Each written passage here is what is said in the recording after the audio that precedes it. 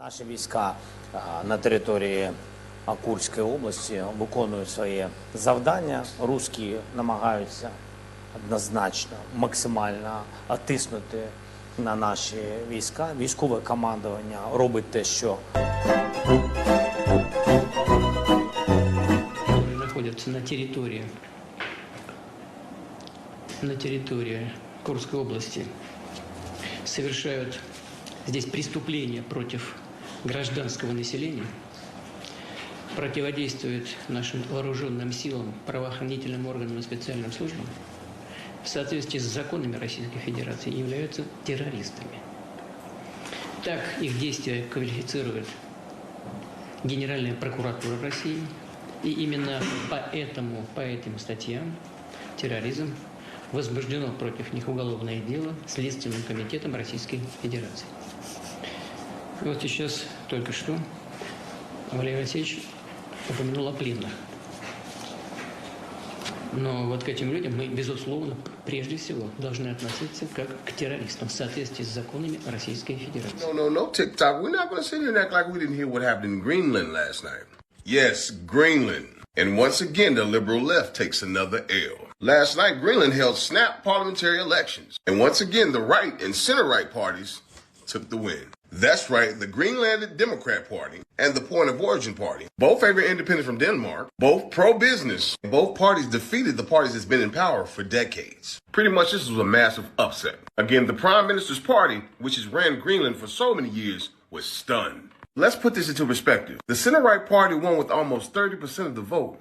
Let's just say this 4 years ago, they only had 9% of the vote. And the second place right-leaning party, which is pro-independence at a very, very fast pace from Denmark, came in second in the election. They picked up 25%, up from 12% 4 years prior. This was a huge upset. The Prime Minister's party, which has run Greenland for so many years, was expected to win again. 4 years prior, they won with 36% of the vote. This year, they were down to third place with 21%. And the next ruling party only garnered 14%. That's a huge shift. And a lot of this was brought about because of Trump's rhetoric about acquiring Greenland, as well as to send a message to Denmark that they're ready to break away after 300 years. Although Greenland exercises self-governance, Denmark still has control over their foreign as well as defense policy. Greenland, a country of over 57,000 people, around 40,000 were eligible to vote, and only 28,000 actually cast their ballot. Now let's talk about these two parties. The Democrat Party envisions a gradual independence from Denmark. They would like to establish an independent Greenland with a free market economy. But they don't want to move too fast. They want to make sure that there's a foundation for Greenland to be successful in the future and keeps its options open as it relates to business with the United States. The second place winner, the Nederland Party, believes that a sovereign state will develop new business opportunities for Greenland,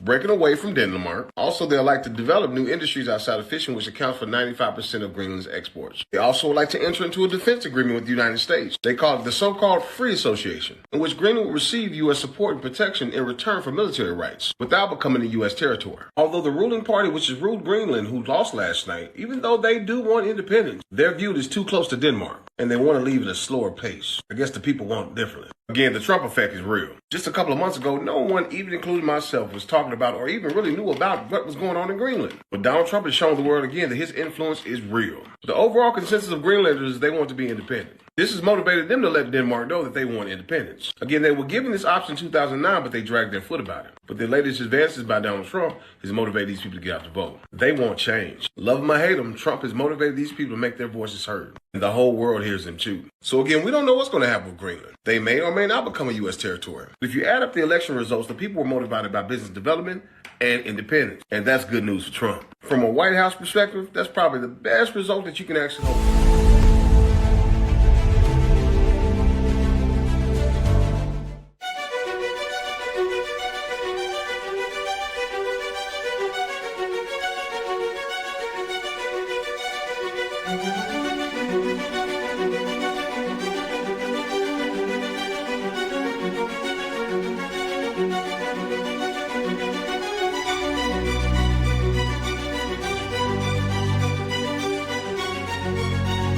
And now, here's John Ritchie and L Todd Wood.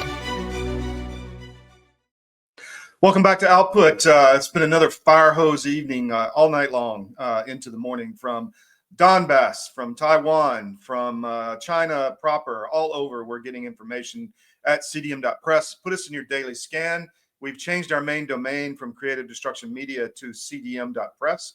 We still have an old redirect on the old domain, but we're branding CDM. We're the new wire service without the globalist spin, global news without the globalist spin, and literally global. I've been up all night long working this hard and using my nucleo boost, we'll talk about later, to get through the evening and get going. We've got a huge show, packed show today. First hour, Ivan Raiklin, deep state warrior, former Green Beret, JAG officer, really going to dig down into what's happening. I think he's going to shine some light and insight into what's happening. Second hour, Rob Cunningham, delve into financial markets again. Rob's always a treat. And by the way, Monday, Rob and I are going to interview Ed Dowd on this show. So it's going to be really interesting interview. So make sure you join us Monday. It's not to be missed. Tomorrow, I've got Roger Stone. The guests are calling in, wanting to be on Output. And by the way, we're going to be rebranding this show. John Ritchie is no longer with us. We're going to be branding the show, rebranding it through the end of the month. So look for bigger and better things and a tighter flow, and really focus on getting you what you need to get through the day. I'm going to bring in my first guest, Ivan Raiklin. My friend, how are you, Ivan? I can't hear you, bro. Doing excellent. There you like the go. intro, very aggressive. So you know That's what? the way I like it. I feel like I'm having flashbacks, man. You know, back with all these developments happening, you know, the deep state panicking, a lot of good stuff, some fights here and there. I'm having like flashbacks to my JSOC days, you know, Cowboy 2-6 fire mission, troops in the open, danger close, let's go. You know, it feels like that kind of troops in contact feeling. What say you? No, absolutely. We have troops in contact. We have some folks that are in captivity, such as Tina Peters, the name of my name here on the show here. Yeah. Who are in, which troops are in contact? We got Alex Jones and the InfoWars team. One has been murdered, slaughtered brutally. Another one has been swatted twice. Alex Jones is on the hit list. At the end of the day, when this administration moves from kind of settling in, so, we've upgraded, right? We went from the domestic terrorist left, which they need to be, the Democrat Party needs to be designated as a domestic terrorist organization, just hands down. I'm not sure if anybody else is calling on that. I'm definitely calling on that. And the reason being is that they were the ones that promulgated and were involved in Nuremberg code violating injections and jabs that murdered tens of thousands. They were the ones behind supporting the mutilation of children, lopping off penises, slapping on vaginas, vice versa. They were the ones that were advocating the mass murder, slaughter, genocide of children in the womb, right? So that meets all the definitions and beyond of a genocidal organization, right? And so I think at this point, they need to be dealt as such. So we have troops in contact. It's time to transition from being on defense now that, some folks that actually have courage have wield positions of influence, authority, and power. Namely, I like to say Tom Homan exhibits the necessary courage and will. He's not a beta cuck like some of the folks that are populating the administration. And there's two options for them at this point. They either grow a pair and participate in the demise of the domestic terrorist organizations in the United States, and then beyond, once we take a little bit of foothold on the home front, globally. And then if they fail to participate in that, then I think they need to find other opportunities elsewhere. And I think it's incumbent on us men that have a platform to call them out by name. It doesn't matter what political party you fall on. I don't discriminate. Actually, let me correct that. I only discriminate against cowardice, weakness, and low IQ supremacists. Okay. That's where I deliberately discriminate. So the point is, we've had a lot of progress in some areas and a stunning, obvious visual, you can see it, lack of progress in other areas. So did I say that right? Progress in some areas, lack of progress in other areas that you can see. Massive progress in pausing the weaponization that has occurred over the last 4 years. Pausing the weaponization, right? Right. Well, but not fully stopping it. So I would argue to say that at this point, pausing in many regards, but not all. We just made a couple examples of it, right? Alec, I mean, the biggest voice in the United States, I argue at this point, is Alex Jones.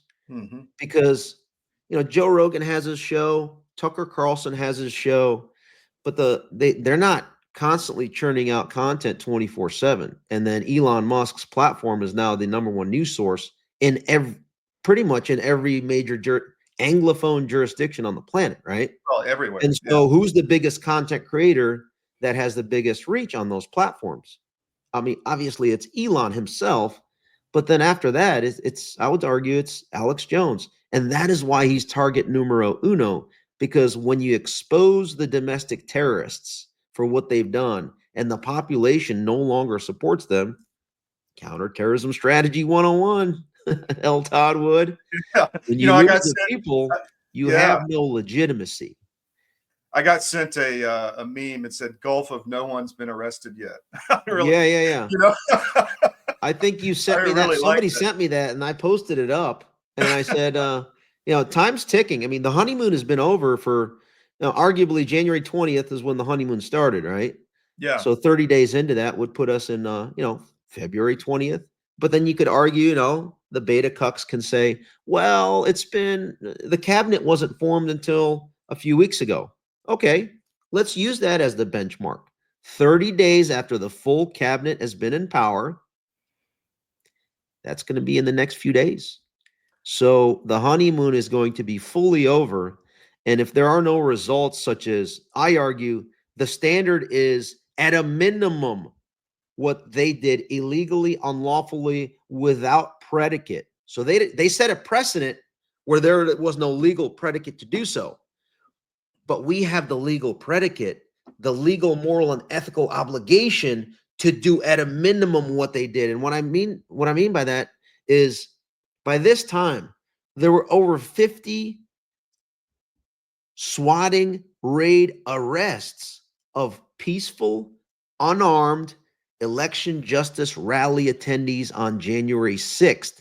And there were two murders, definitely, two negligent homicides, potentially, right, of unarmed, peaceful election justice rally attendees that were calling out the illegal 2020 election and the electoral heist, okay, by the domestic terrorist Democrats.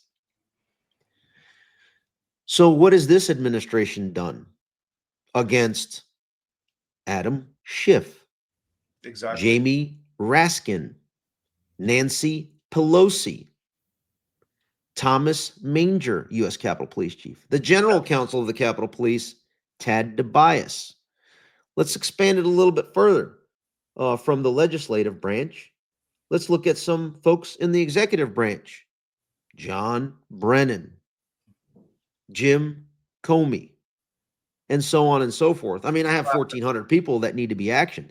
So if they want to create their lists based on just political, I should say this.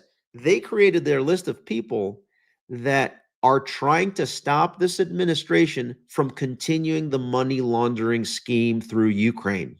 Yes. The Congress, Republican and Democrats, actually Republicans over the last 2+ years have been the ones behind funding the money laundering scheme.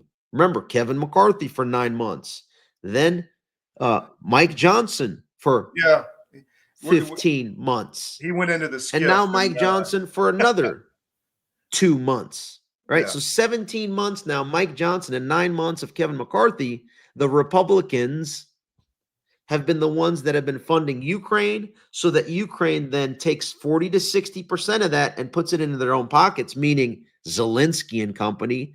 And then some of that then goes back 10% to the big guy. And then 1 or 2 percentage points goes back into Kevin McCarthy's own PACs and Mitch McConnell's own PACs, while the others that's from via the number 2 guy at FTX.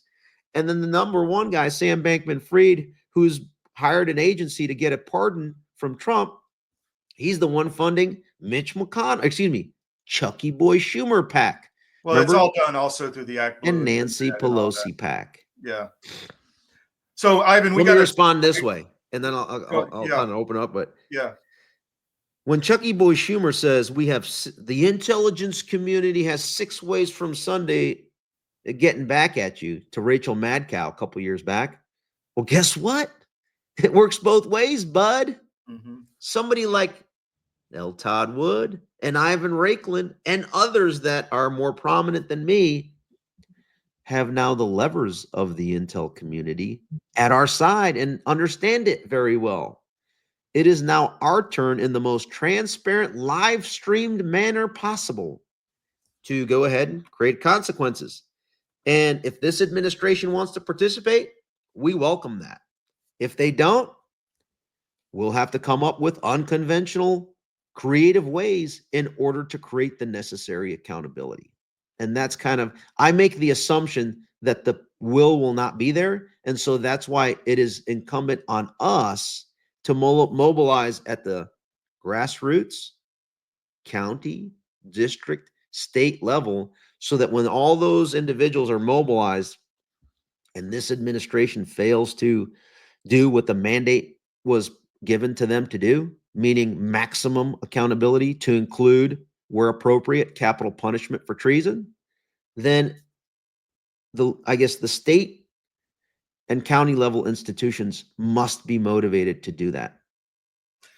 Ivan, hold it right there. We're going to take a break. When they come back, we got a lot to talk about. So be right back. Stay with us, guys. It's News from the Edge. It's Output with John Ritchie and L Todd Wood.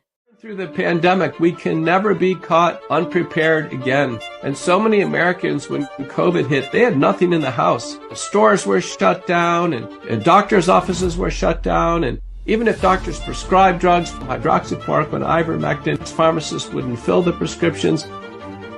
That was a nightmare. Now the situation is much worse. We have these horrible supply chain problems. In our emergency medical kit at the Wellness Company, we have 8 prescription drugs that are all potentially life-saving.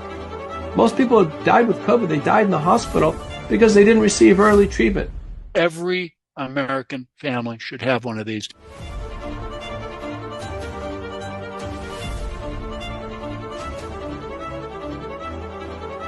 I can tell you the Wellness Company kit is the answer.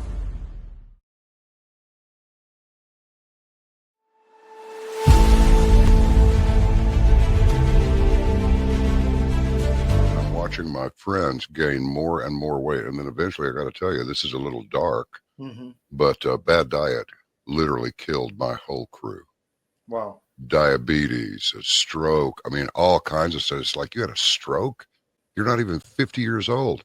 You guys got to quit eating this stuff. Your body knows what's what. You're not conscious of this. But that's why people will go to the refrigerator and they'll grab this and that and the other and put together this outrageously elaborate combination of foods. Your body's trying to reach balance. Unbeknownst to us, our bodies are always trying to reach homeostasis. You can't eat all of this stuff and expect to live a long time.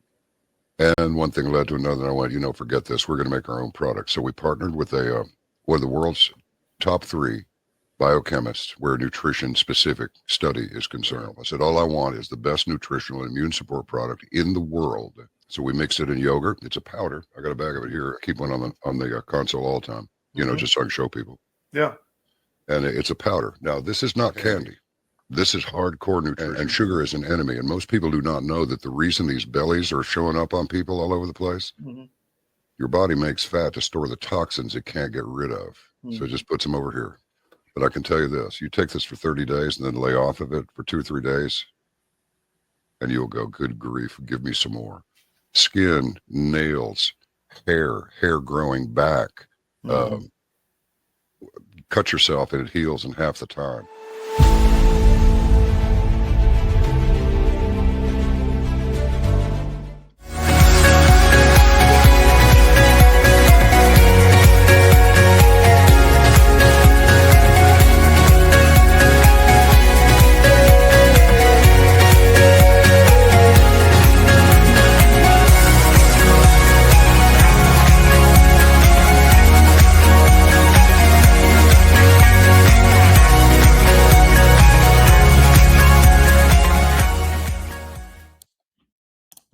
So Ivan, we had a good event down in Mar-a-Lago, but I didn't get to sit and talk with you about a few issues. It's kind of very busy the whole evening, but you've talked about accountability, which I completely agree with. That's phase one.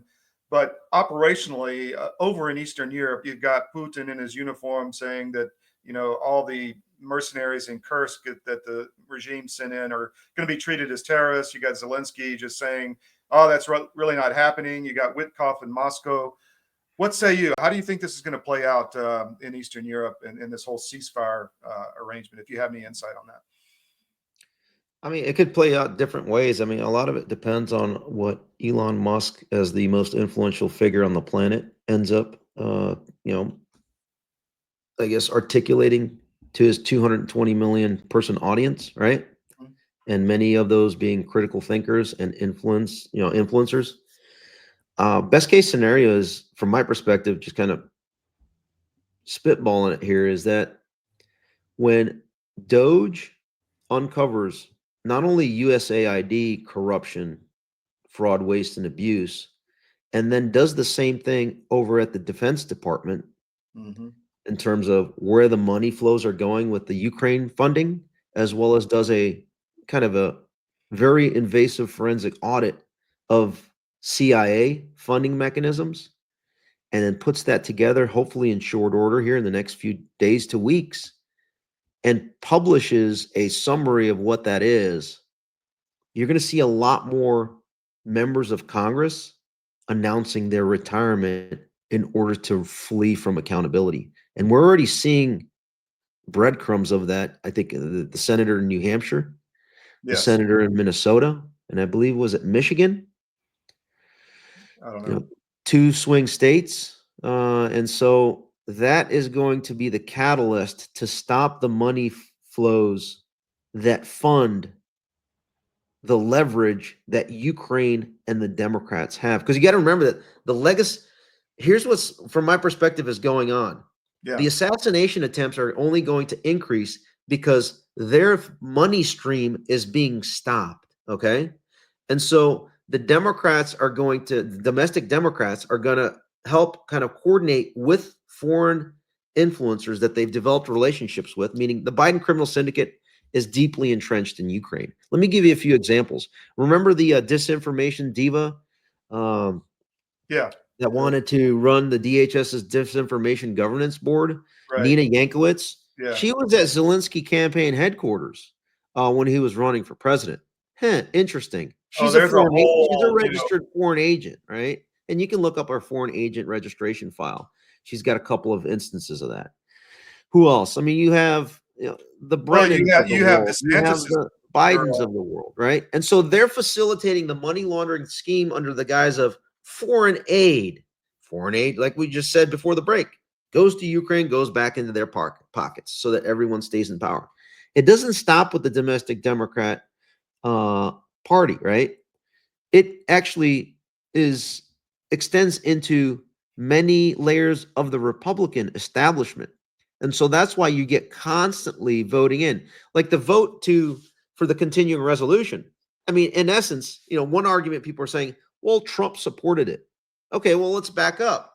Didn't we just spend the last couple of years trying to shut down the government because it was weaponizing against us? From my perspective, we should continue to defund the government so that it does not, let's reset, pause. You want to basically make things efficient, Elon Musk style, where he fires 80 to 90% of the waste at Twitter 1.0. The fastest way to do that is twofold. Number one, you shut down the government. Okay. Number two, you basically, as the director or secretary of whatever department, you put out a message to the entire force and say, hey, if you, based on the database that you guys created, if you got the COVID-19 injection that poisoned your, mutilated your DNA or created myocarditis problems for you, we're going to go ahead and tell you that you are not to enter work the following day. Those that decided were critical thinkers and decided not to take the jab, you're welcome to come back into work. So that would be about 2, maybe 3% of the workforce, right? Mm-hmm. If you were to believe those numbers. Now, for those people that are like, oh, wait, I have a fake vaccine passport. Well, sorry, bud. I can't trust you either because that's the option that you took. So now you have to explain if you want to get your job back, you have to write a sworn affidavit under oath explaining the circumstances upon which you accepted the DNA mutilation injection and which sources of information, both externally and internally, your bosses, etc., that forced and compelled and coerced you into taking that clot shot. That then can be used as the evidence to now completely fire with cause every single person in the institutions that were involved in the Nuremberg Code violating medical experiment promulgation and mutiny, essentially, of their organization. That's the fastest cleansing that could take place. Do they have the political will to do that? No, because most of these people, except for maybe RFK, Bobby Kennedy, actually stood their ground. And so they themselves are complicit in being duped by the FBI, Brian Auten, Jim Baker, Joe Pientka, etc., to go ahead and accept the DNA mutilation product. So they're on the hook, embarrassed to be asking this of everyone else. So you're exactly right. Be able to fix everything this administration because of those dynamics. But we need to start pushing so that in the next 4 years, we can get to that point. You think Vance will be the on the ticket, the head of the ticket? Is that your gut? Jab recipient, right? Yeah, interesting. Oh. Any thoughts? We had a really good event at Mar-a-Lago, as I mentioned, where you honored all the military whistleblowers. I found that really stunning and fascinating, and it didn't get enough attention. We put it out on armedforces.press, but thank you. Thank you for covering that. Absolutely. It needs to get more attention. And that's exactly what you're talking about. I think partially the reason why it isn't is because 3 of those 5 awardees were the ones that pushed back the most within the services, namely in the Air Force, Carolyn Rocco, Navy, Rob Green, and then the Army, Teresa Long. I mean, most Republicans don't want to touch this. They don't want to go there because they were complicit, either duped because they were just uncritical, and or they were complicit in making money hand over fist through fraud because they voted on the $2 trillion. Remember the COVID relief, aka the bribe, in order to steal the 2020 election to all Republicans and Democrats that were going to participate in that stolen election. Meanwhile, your boy Chris LaCivita wants to primary Thomas Massie because he was behind exposing that and trying to expose the January 6th pipe bomber, which ultimately, I argue, is going to lead to, Paul Ryan's fingerprints are going to be all over, at a minimum, the cover-up of January 6th Fedsurrection, and likely involvement through his communications with the Sergeant at Arms, Paul Irving. So do you have time for one more segment, Ivan? Or yeah, might as well. How's your clock? Okay. Yeah, let's do another segment. Let's talk about Virginia, because guess what? Elections never end in Virginia and New Jersey. And we just found out that the Rich Anderson, the current Republican Party of Virginia chairman, has now been appointed as the Assistant Secretary of the Air Force. And so that seat is going to be vacant, and there's going to be a race coming up, and the governor, lieutenant governor, AG, and all the 100 House races here. That's exactly. I wanted to talk elections because, again, nobody's been arrested yet. So we'll be right back. It's News from the Edge. It's Output with John Ritchie and L Todd Wood. Psst. Your government doesn't care about you. That's why you need a medical emergency kit. It contains life-saving medications like ivermectin, Z-Pak, and antibiotics. Stock them before they block them. If you haven't noticed, gold has reached a new high, all-time highs actually, and keeps going up every day. Why is that? It's because precious metals are a long-time historical store of value. And if you own a portfolio and you have assets in the fiat currencies, i.e. stocks, bonds, cash, or whatever, you're vulnerable to hyperinflation, which is coming as our debt explodes another trillion every 90 days. It's really scary. So how do you protect yourself? Go to Advisor Metals. If you look on any of our cdm.press sites, about halfway down, there's an ad for Advisor Metals. Click on it, fill out the form for your contact info, and Igor Bishotsky will contact you and talk to you. It's an easy conversation. There's no sales pitch. He's completely verified by us. He has a regulatory background we've checked into. We've checked with his bankers. We've checked with his IRA custodians for metals, and we can highly recommend Advisor Metals and ERA. So go to Advisor Metals. If you call them directly, tell them we sent you at CDM, and he'll definitely take care of you. But protect your portfolio because you really need to. It's coming. Thank you.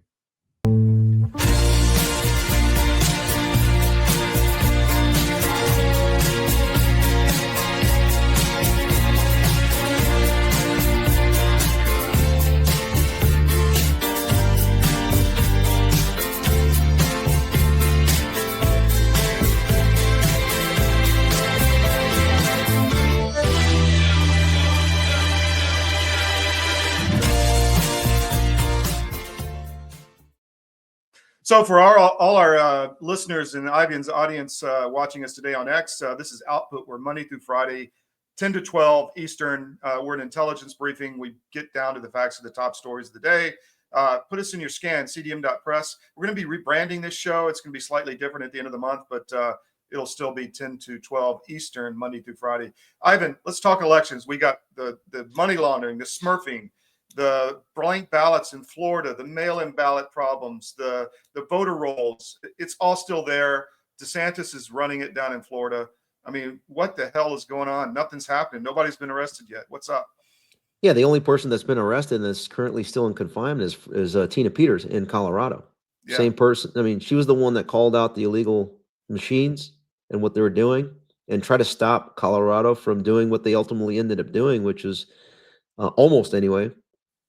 It was the same Jenna Griswold that criminalized Tina Peters. And then Jenna Griswold was the one that blocked Trump from getting on the ballot in Colorado until the Supreme Court stepped in.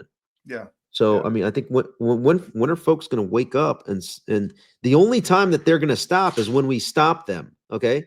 They're not going to stop because we think We don't like it. we will it, we write a strongly worded letter. No, they stop it when the appropriate authority, legally, morally, and ethically, in the most kinetic, lawful manner known, actually stops it. I said it. In the most legal, moral, and ethical manner, kinetically stops it. Examples: the live stream swatting raid that was done on Roger Stone, on Steve Bannon, on Peter Navarro, on Scott Perry, congressman in Pennsylvania, when they seized his devices, on Marjorie Taylor Greene on numerous occasions, right? I mean, where do I stop? I mean, we don't have enough time in the day for me to list every single example of what they did without lawful predicate. We have the lawful predicate. The evidence is there. Everyone knows it. You can't run and hide from it. They no longer control the media landscape. But elections? What do you want to talk about in Virginia? Chairman Rich Anderson, for a retired colonel, Air Force, has been appointed as the Assistant Secretary of the Air Force. And so now he's got to vacate because of Hatch Act, right? The RPV chair, Republican Party of Virginia. One person yesterday has announced he's a current state senator. I know him, good relationship with him. Mark Peake, but I'm not sure if he's the ideal person to be in that role. Do you have somebody in mind? I'm actually thinking if no one else that has the necessary, courage, skills. Like, let's face it, there's really only one person that pushed back that's a current former politician in Virginia that pushed back maximally against the pandemic and the COVID con. It was State Senator Amanda Chase. She's running for governor. I'm going to be backing her for governor because of that particular issue. I'm hoping that the MAGA movement gets behind her as well once they see what she's been about, especially Nicole Shanahan, that crowd. Well, bring her on the show. We'd love to interview her. Also, you have for the RPV chair, I think they're going to schedule it April 12th or 13th, so about a month out. I don't know. I might throw my name in the hat in the ring, Well, we would love to support you in that effort. So you got to let us know when you make the call. And we're having Roger Stone on the show tomorrow. So I'm Now, I'm sure. going to be making some phone calls. I mean, it's not. I mean, this just came about right a couple days ago. So because of Rich Anderson's move and Yeah. becoming or being appointed as Assistant Secretary of the Air Force. So I mean, obviously, I would be an outsider, very aggressive voice that the establishment would be uncomfortable with. But at the end of the day, it's really, I mean, do they want to continue same old, same old?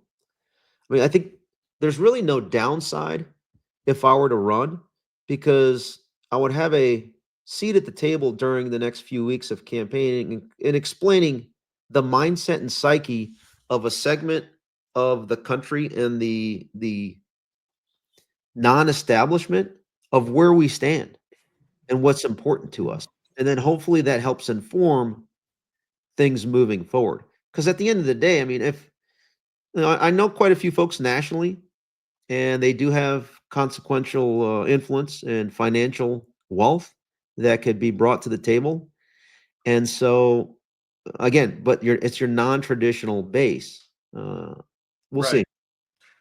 Without disclosing too much, I mean, that's kind of Well, where I'm at. And I'll need to make some phone calls to see if some of these national figures would be interested in supporting if I were to run.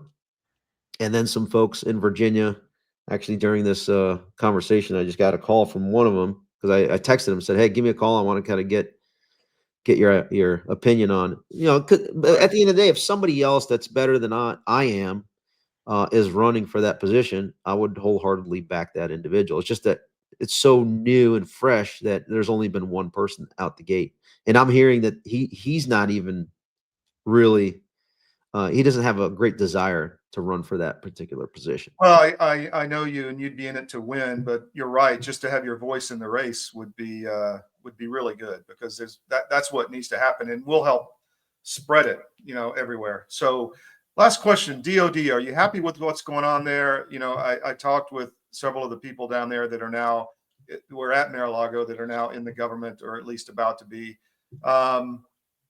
A lot of smoke, some fire with the firing of some of the generals, the JAGs. But what's your thoughts on DOD? So, are we in a better position than we were?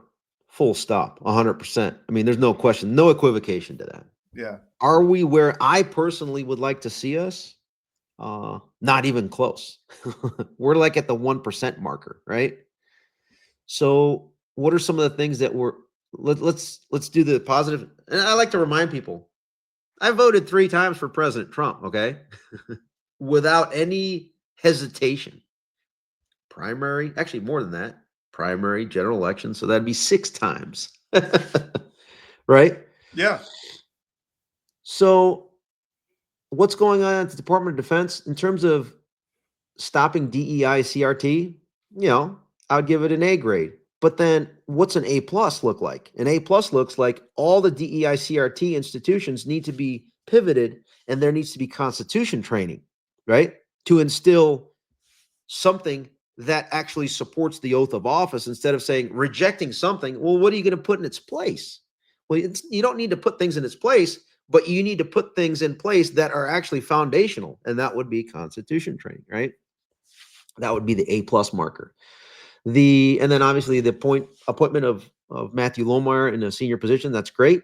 And then as far as the Afghan pullout is concerned, no one's been held to account yet. I mean, have you heard whether or not Milley and Austin were recalled to active duty and court-martialed and It's a big convicted of capital punishment for murder and treason? I haven't heard that yet.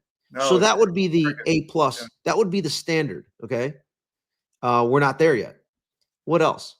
And that doesn't even include Austin and Milley's involvement in destroying tens of thousands of service members, right?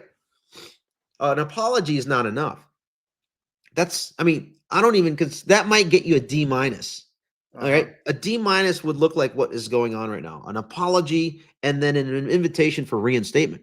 Guess what? Every single person all up the leadership chain, every single general, 100% of the flag officers and generals that are currently in were the ones that were participating as good little Nazis to jab everyone under their command.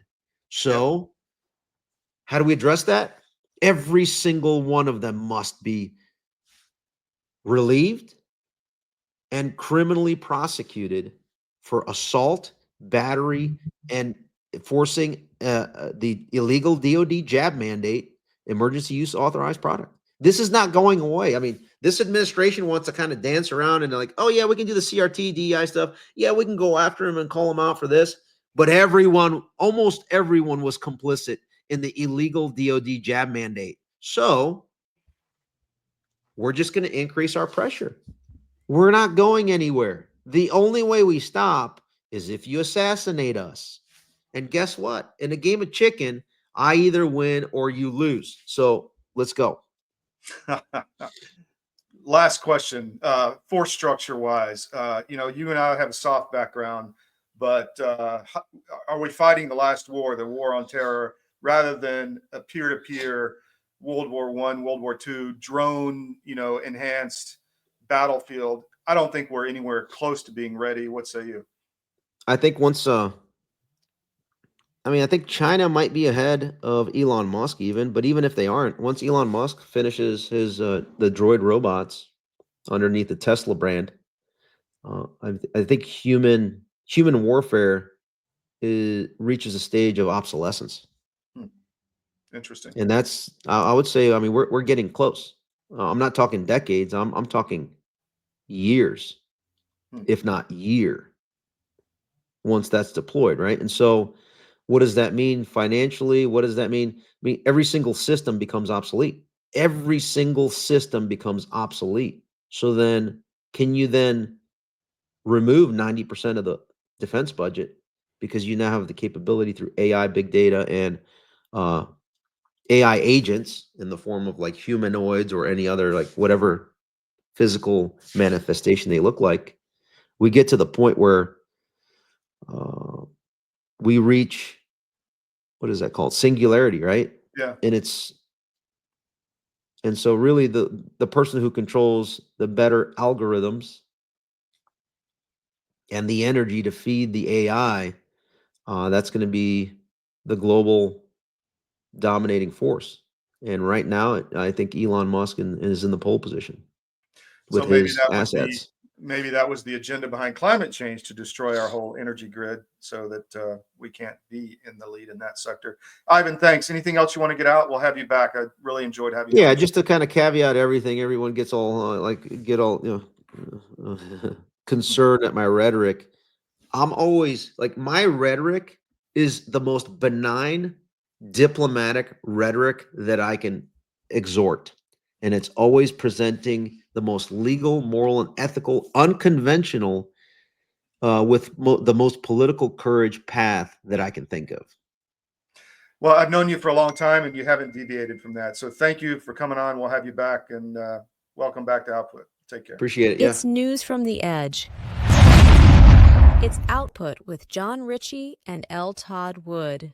Through the pandemic, we can never be caught unprepared again. And so many Americans, when COVID hit, they had nothing in the house. Stores were shut down and doctors' offices were shut down. And even if doctors prescribed drugs, hydroxychloroquine, ivermectin, pharmacists wouldn't fill the prescriptions. That was a nightmare. Now the situation is much worse.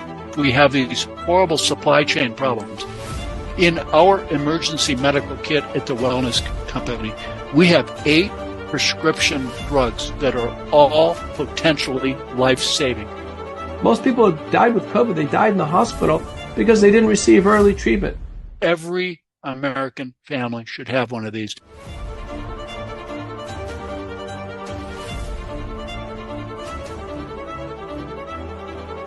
I can tell you the Wellness Company kit is the answer. I'm David Cross, and you may know me from my election integrity work, but I also own U.S. Asset Management, a family-owned and operated investment advisory practice. I'm a certified portfolio manager, and my job is to help you make better decisions with your money. One of the things we try to avoid is investing in companies that push the woke agenda. If you're invested with one of the big firms out there, there's a pretty good chance that you're feeding the beast that hates your values. Our company is 100% conservative, and we'd love to have an opportunity to work with you. Check us out at us-am.com and look for our big, proud American Eagle logo.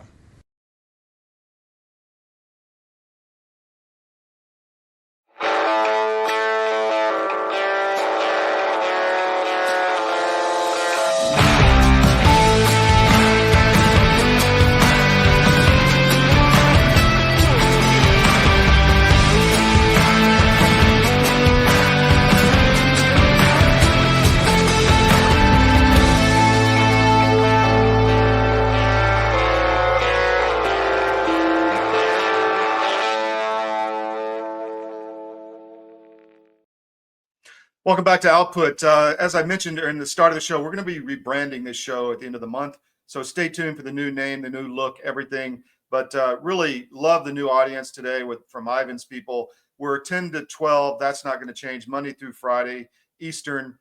We are the intelligence briefing you need to start your day. So keep us in your daily scan and put cdm.press in your daily scan. We are the new global wire service without the globalist spin.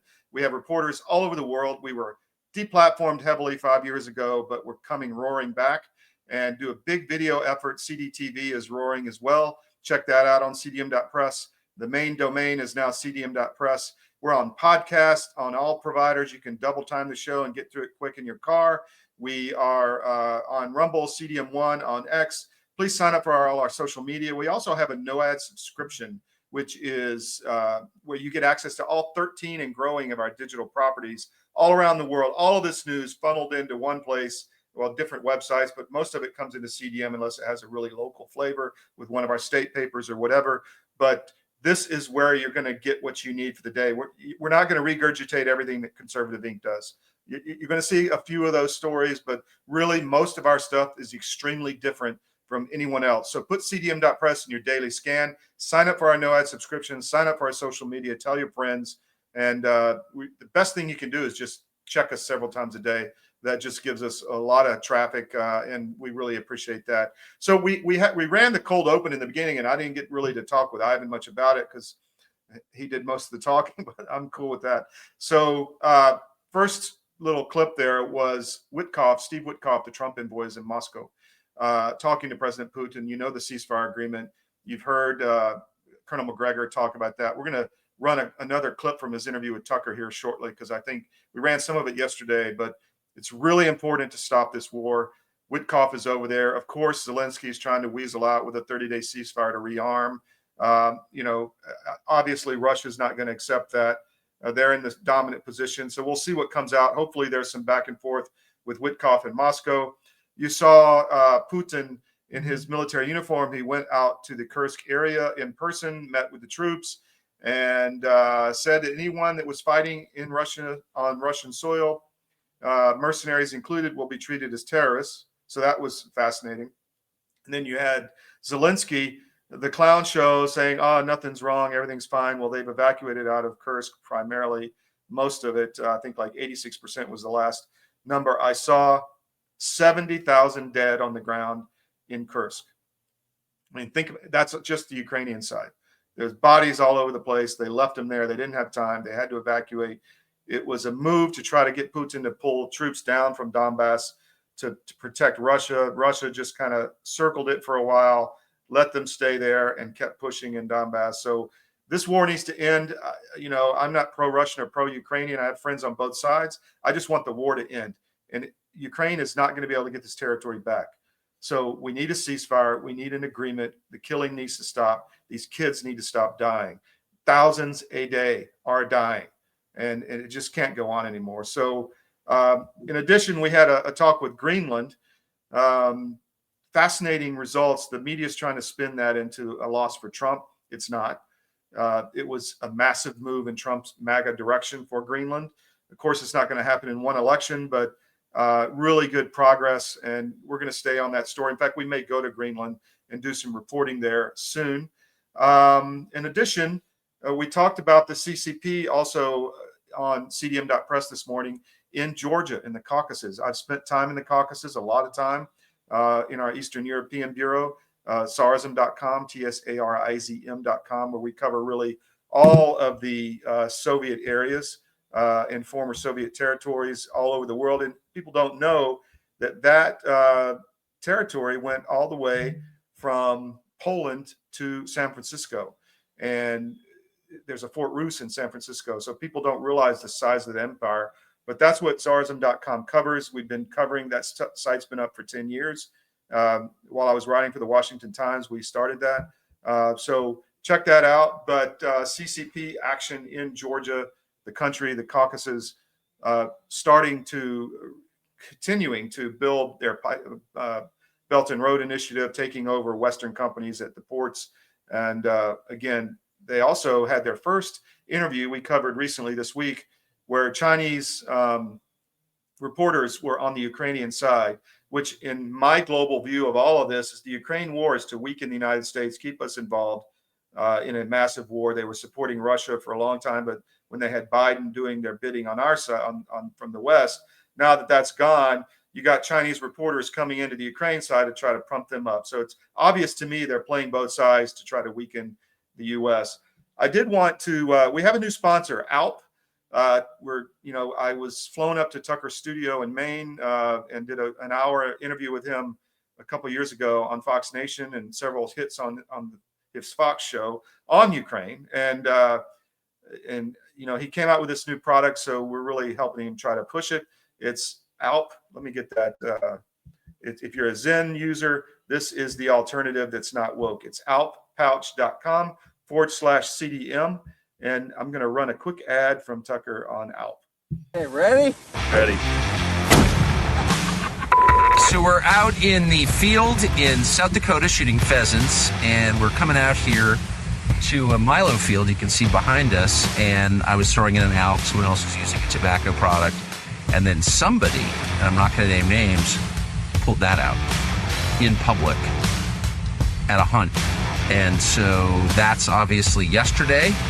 What we have here, ALP, is tomorrow, and we're going to make that official by symbolically ending the long reign of this product. Willie Robertson happened to be hunting with us. We don't have a mechanical fur, but we do have former U.S. Senator Rick Santorum of Pennsylvania. With an arm. Willie's got a 12 gauge. I've got my trusty 20, and we're going to see what we can do to usher out the Zen era.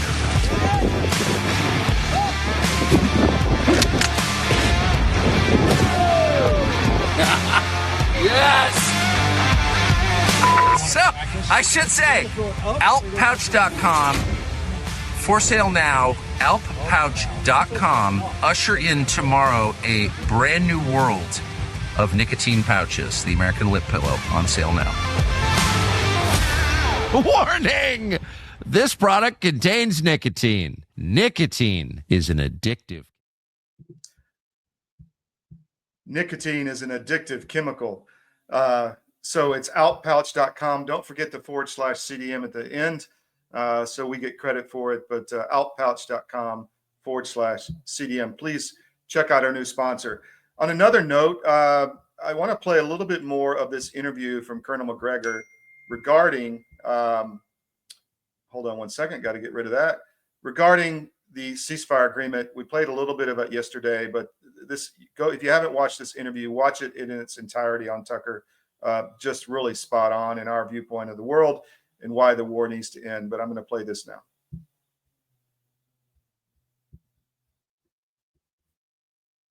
Right now, 100,000 plus 10 to 20,000 of the others. That's about it. But on the Ukrainian side, I can certainly account through the various sources I trust for 1.2 million dead Ukrainian soldiers. Dead. There are those out there. 10 to 1. Oh, easily. And that's because over the last year. Well, that is just shocking. Yeah, but that over the last year, it's grown. In other words, the losses have just tripled and quadrupled every day. You know, you've talked to people. You can watch people like Larry Johnson and Scott Ritter and others. They all have different numbers and different sources, but they all agree 1.2 million is about right. There are some who think 1.5 million is closer. Dead. Yes. And what happens at the end of wars? In a country of under 50 million, so but 25 million in the country now, I think, ish. Yeah, there's nothing left. That's why the notion that they can build anything now is ridiculous. And how many millions are overseas? What, 15 to 20 million have left the country? There are 2 million plus Ukrainians in Russia, and probably 15 plus million in the West. And most of them have made it clear they have no intention of ever going back. So this is killed, for all intents and purposes, for the foreseeable future, the Ukrainian nation. But these things happen at the end of wars. Most of the Germans killed in the military towards the end of the Second World War were killed in the last 9 months. Max Hastings wrote a book about it. I can't remember the exact title. It wasn't perfect, but it wasn't a bad illustration of what was going on. When armies are retreating and they've lost their air and missile defense, they've lost their logistics. In other words, the units are breaking down because they can't feed themselves. They can't protect themselves. So it becomes not immediately every man for himself, but the units try to fight their way through to get back home. And that's what the Ukrainians have done. But as they're doing that, the problem today is with all of these unmanned systems and the surveillance that the Russians have, they can be killed in great numbers as they're running away, as they're leaving. And they're not running away because they're cowards. Nobody will tell you the Ukrainians are cowards. It's absolutely unacceptable. These are very brave, courageous people, just like the Russians. But they have no chance. And so they're being driven in front of the advancing Russians. And people say, well, why are the Russians advancing so slowly? Because from the very beginning, Putin has not wanted to kill large numbers of Orthodox Christian Slavs. It's not been his aim. Yeah, well, it's definitely the aim of the West. Oh my! Look at these biolabs. Isn't that pretty clear from what we've seen? It's pretty clear. And this whole, if you take 3 steps back, I mean, Ukraine is not even the point. The point is destroying Putin. And if you can killing Russia and breaking it up. And if you kill large numbers of Ukrainians, I think for many of the people behind this, that was seen as a collateral damage or even a bonus.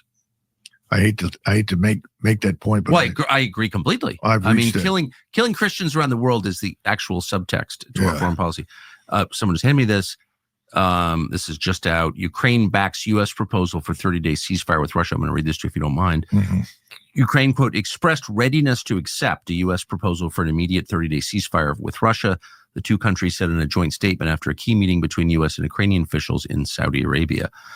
A ceasefire, if implemented, would be a major diplomatic breakthrough. This is Rubio, quote, the Secretary of State. The ball is now in their court. We hope the Russians will reciprocate.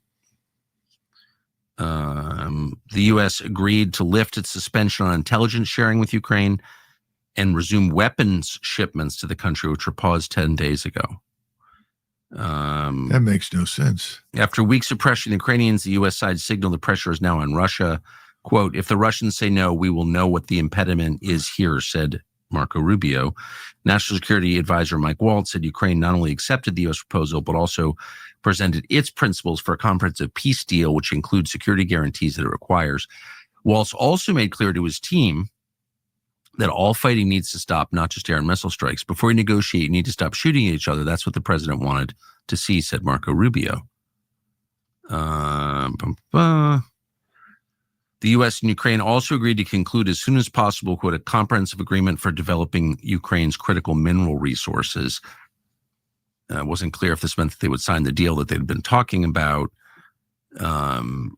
Steve Witkoff, President Trump's global envoy, is visiting Moscow on Thursday to meet with President Putin and discuss this. What's your response to that?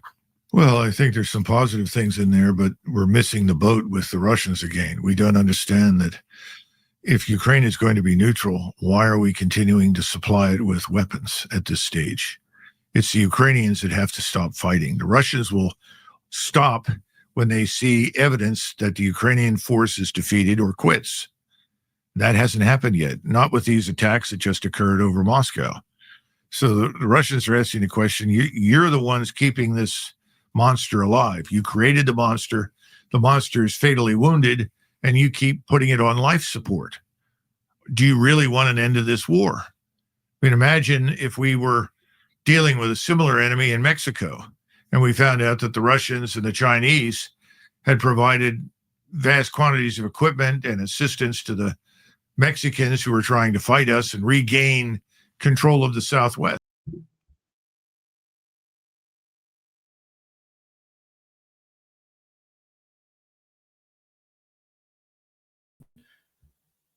Sorry for the production on the fly here, but we're a little shorthanded today.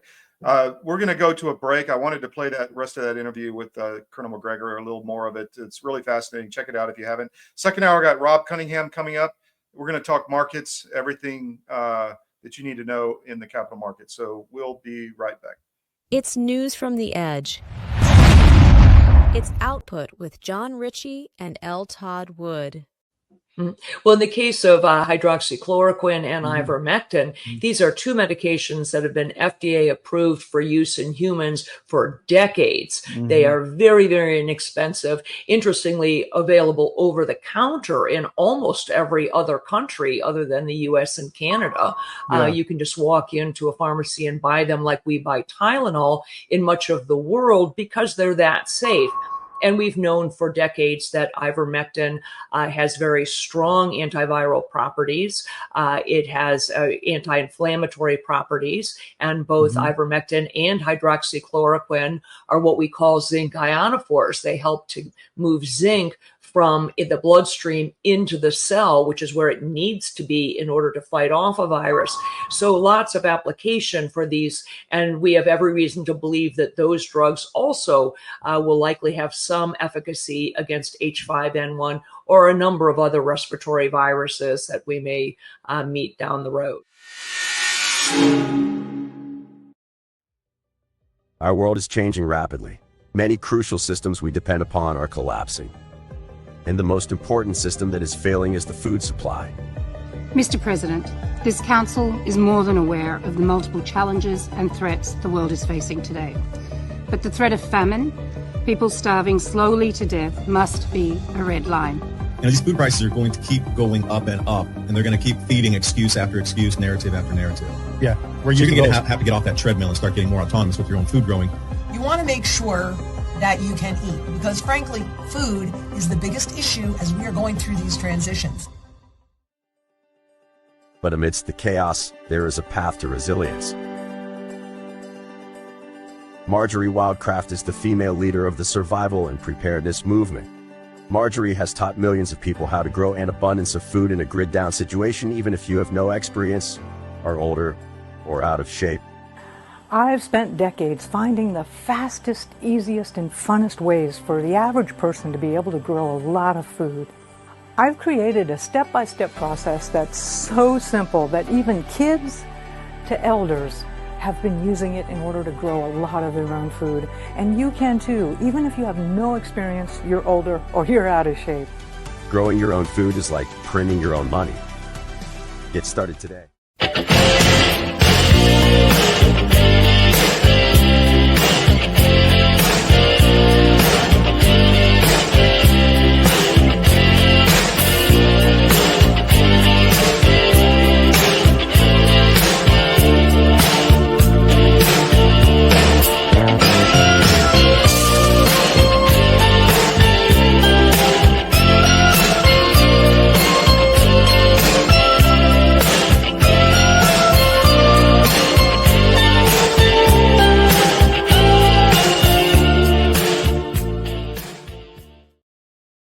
Welcome back to Output. I'm going to bring in my good friend and colleague, Rob Cunningham. Rob, thanks for joining me short notice this morning. We had a guest drop out, and you're my go-to guy because it's always a wealth of information. And we're going to have Ed Dowd on Monday, you and I, and that's going to be a great show. I'm really looking forward to that because Ed's the man as far as being out in front of all this vaccine data and economic malfeasance going on.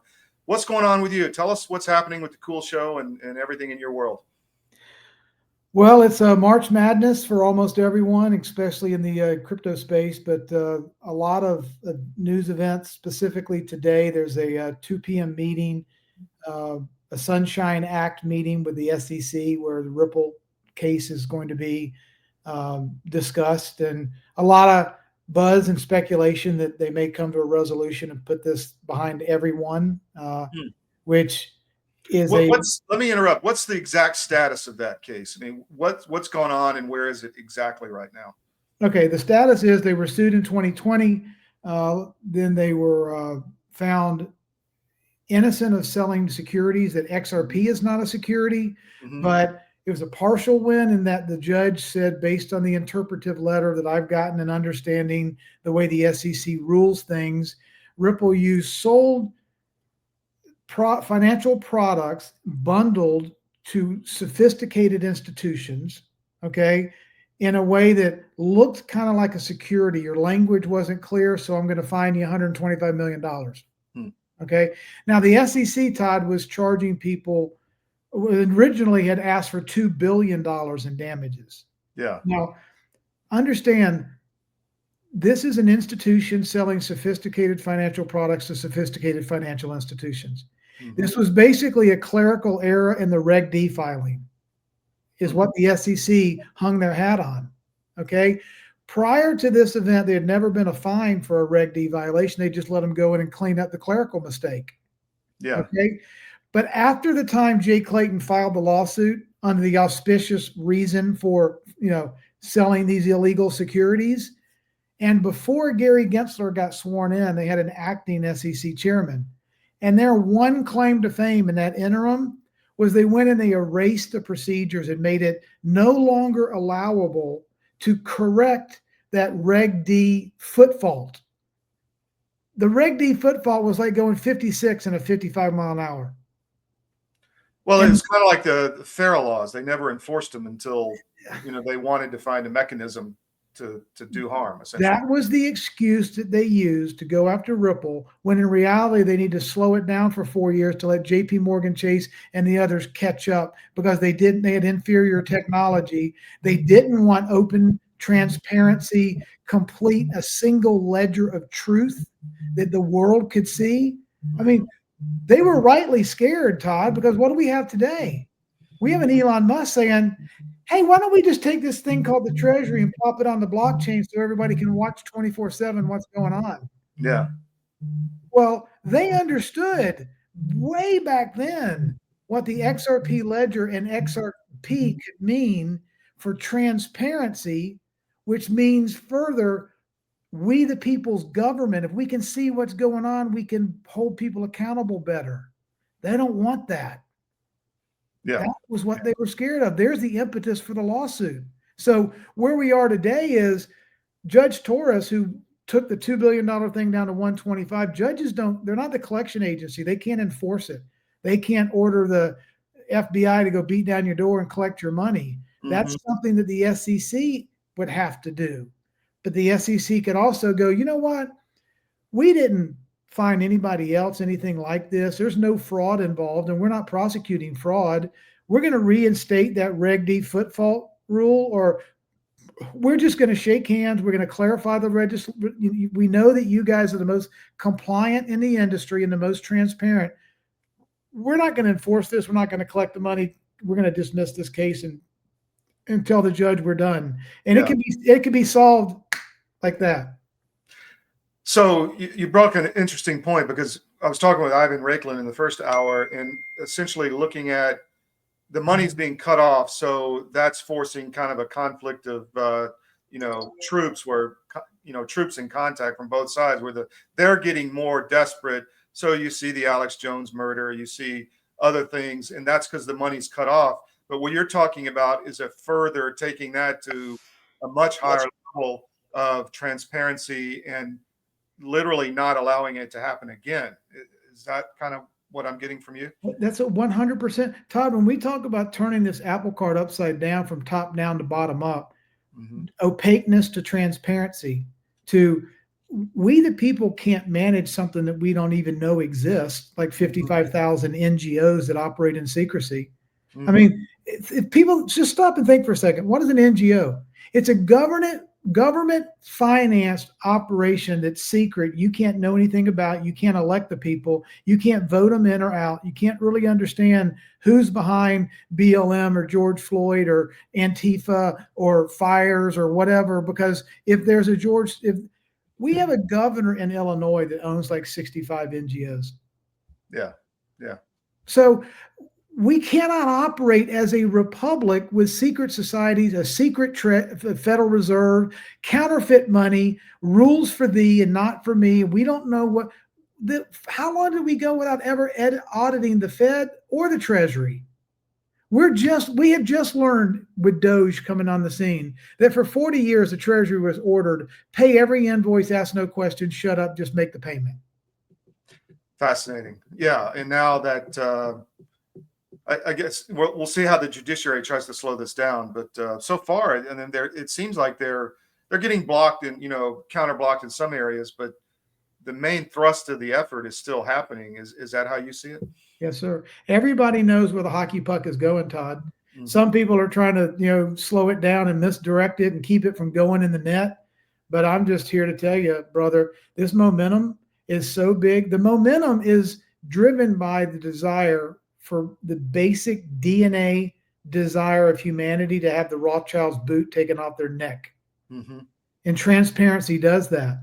So these people can try every damn trick in the book and everything they got up their sleeve, but we're going to a transparent, light, visible world where we can see what's going on, and then we'll be free to make the decisions however we want to make the decisions. But we can't govern something we can't see.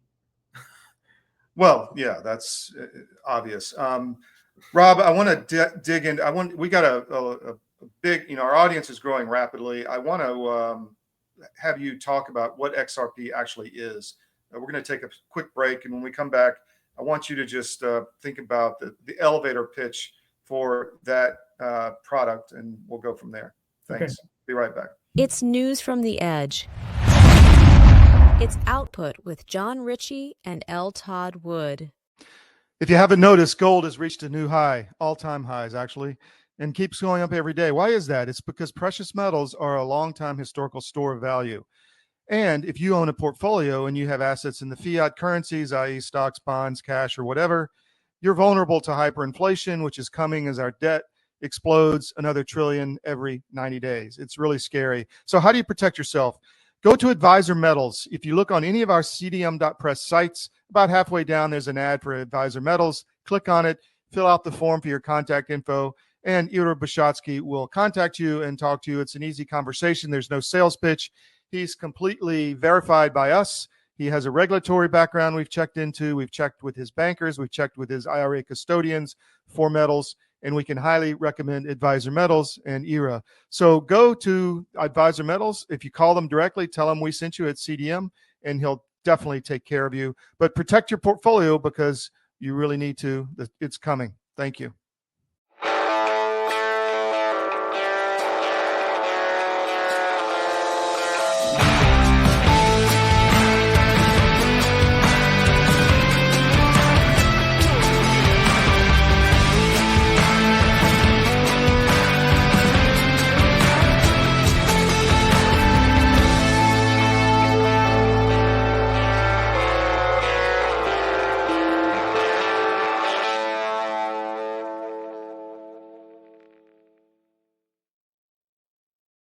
My friends gain more and more weight, and then eventually I got to tell you, this is a little dark, but bad diet literally killed my whole crew.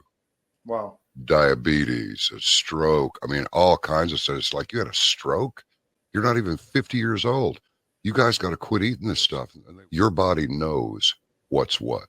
You're not conscious of this, but that's why people will go to the refrigerator and they'll grab this and that and the other and put together this outrageously elaborate combination of foods. Your body's trying to reach balance. Unbeknownst to us, our bodies are always trying to reach homeostasis. You can't eat all of this stuff and expect to live a long time. And one thing led to another, and I went, forget this. We're going to make our own product. So we partnered with one of the world's top 3 biochemists where nutrition-specific study is concerned. I said, all I want is the best nutritional and immune support product in the world. So we mixed it in yogurt. It's a powder. I got a bag of it here. I keep one on the console all the time, just so I can show people. Yeah. And it's a powder. Now, this is not candy. This is hardcore nutrition. And sugar is an enemy. And most people do not know that the reason these bellies are showing up on people all over the place, your body makes fat to store the toxins it can't get rid of. So it just puts them over here. But I can tell you this, you take this for 30 days and then lay off of it for 2 or 3 days, and you'll go, good grief, give me some more. Skin, nails, hair growing back. Cut yourself and it heals in half the time.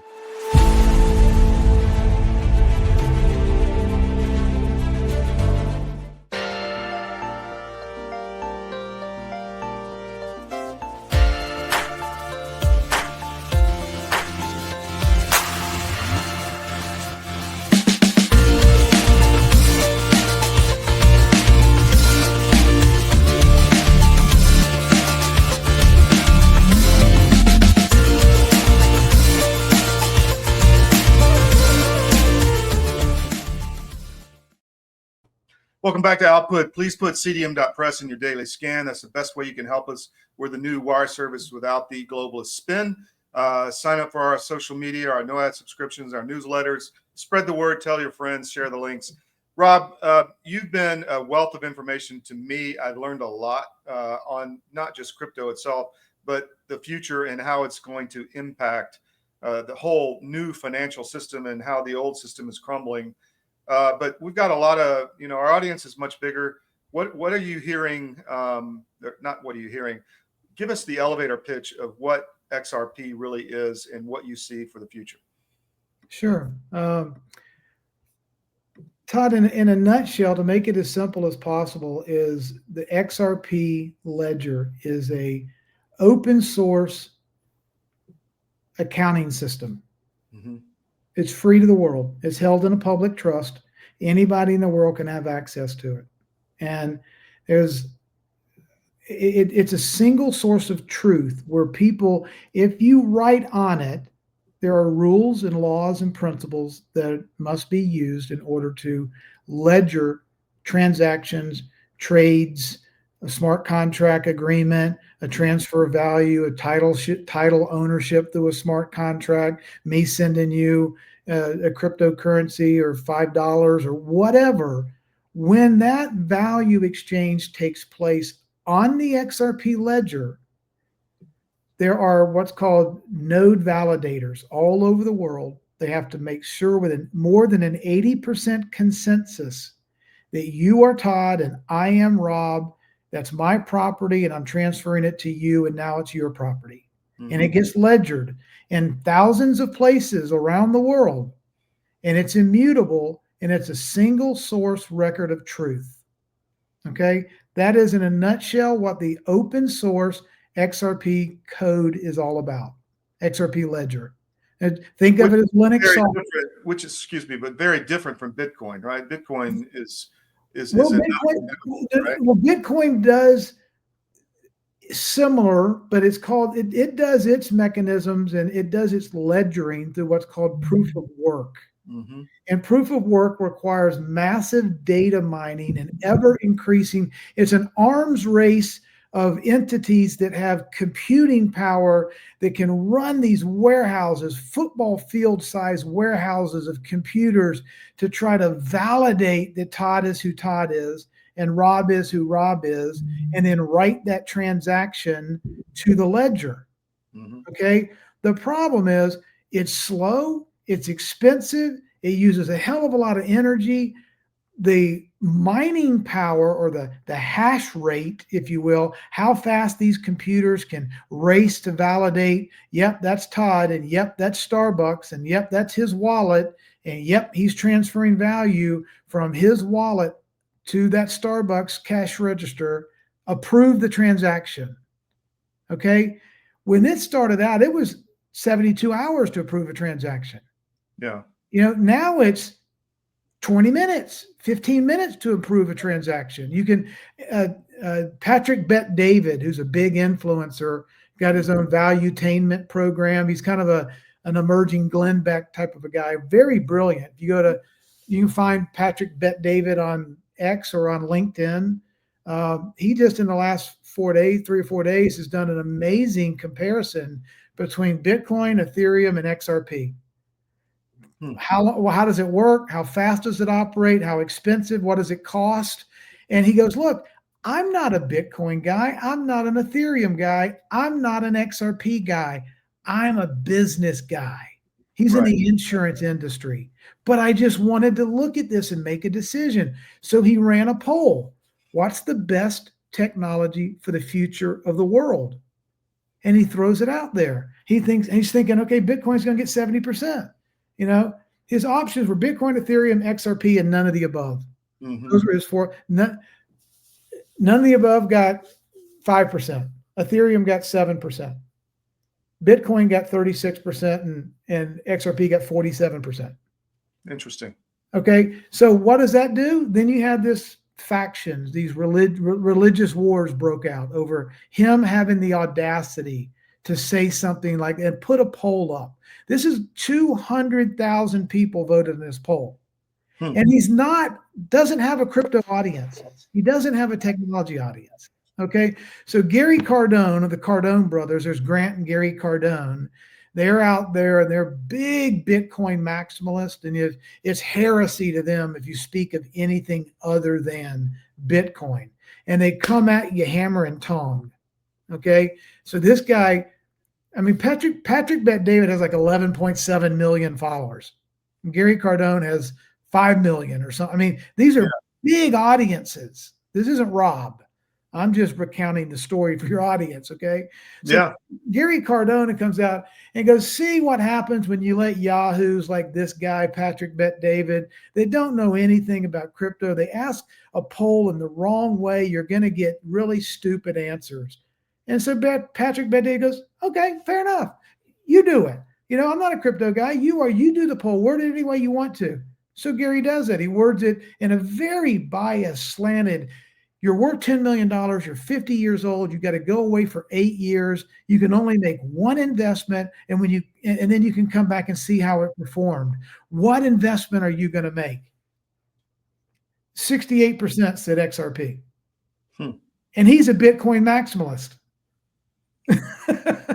I think that whole story is one that, you know, the race between the two, not technologies, but algorithms, I guess, is really undertold. I mean, Todd, you hit the nail on the head. Yeah. This is a narrative race. It is not a technology. The technology race was won 12 years ago.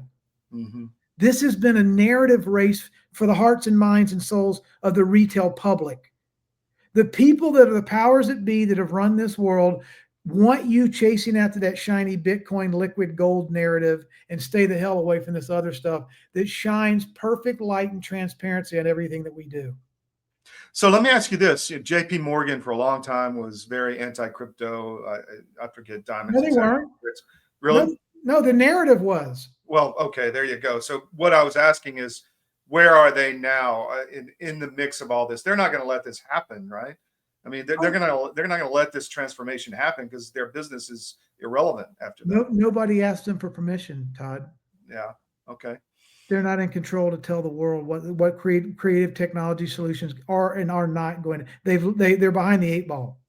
One of the reasons they went to the Ripple boardroom and sent 14 executives to San Francisco and tried to buy them out, and Ripple said no. And then here comes the Bill Hinman speech, and then here comes the persona non grata, and then here comes the, Ripple's a shitcoin army, all the people out there trying to bash the product. It's the banker's coin. Stay away from it. Bitcoin's the chosen one. XRP causes cancer. Stay away from that. Gary, go get them. Jay Clayton, sue them. Slow them down. All of this came in the summer of 2018. The Bill Hinman speech came just before Donald Trump's executive order 13772 was published for the world, signed by Mnuchin and another person who went on to be a board member of Ripple. When the moment that Brad Garlinghouse and Ripple turned away the overtures to be purchased and bought by JP Morgan, that's when the attack started. Okay. And so they had to slow them down. Larry Fink understands that real world asset tokenization is unstoppable force. Okay. Everyone knows. The NASDAQ knows it. The New York Stock Exchange knows it. BAC knows it. Kelly Loeffler here in Georgia, whose husband owns, she owns BAC and he owns ICE, which owns the New York Stock Exchange. They know it. Yeah. Okay. So there's only 2 companies that were allowed in the Gary Gensler regime to go public. One was Coinbase and one was BACT. where Kelly Loeffler was the CEO of Bakkt. Okay, and it trades in the NASDAQ. So these people in the know, Larry Fink, Jamie Dimon, the owner of the New York Stock Exchange, they know where the puck is going. It's going digitization, real world assets, tokenomics on a blockchain. What they don't have is the patent that drives the XRP token, that is the motor oil on the XRP ledger. And the business model of Ripple was to build on top of the XRP ledger and then connect the back offices, connect the treasuries around the world, connect the global institutions around the world. So money, cross-border payments could cut through all the fat, expense, grift, fees, time, and error rate of moving trillions and trillions and trillions of dollars around the world every day. Plus, they eliminated the requirement for Nostro Vostro accounts. There's 37-40 trillion dollars of money in currencies that don't just have to sit in pockets and bank accounts all over the world. We have to park our dollars everywhere so that when somebody wants to do a currency exchange, the money is there. There's an opportunity cost to having dead, dormant $40 trillion just sit there. XRP eliminates the need for that. Let me ask you this. I mean, obviously that's where the world's going. I don't think anybody, that's a critical thinker would get in the way in that of some form, nefarious or not, good or not. What about cash? What happens if, the lights go out and the EMP goes off? Does cash stay around? What do you think? Yes, absolutely. And cash is a generic colloquial term. When you say cash, do we need fiat cash? Do we need Zimbabwe dollars? Are we talking about Federal Reserve notes? Are we talking about U.S. Treasury dollars? Are we talking about sound money, sound cash, or fiat cash? Cash is just hopefully sound cash. Hopefully sound cash. So in essence, Todd, technology is not going anywhere.